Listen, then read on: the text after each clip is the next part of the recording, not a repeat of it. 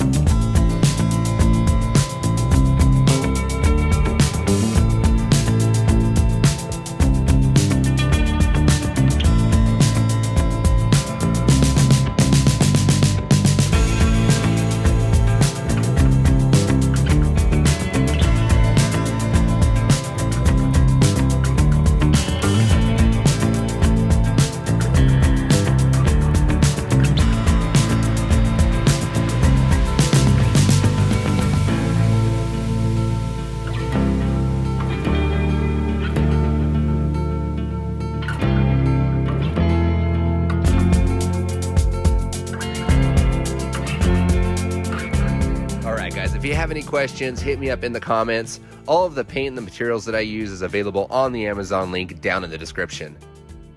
And as always, thank you for watching.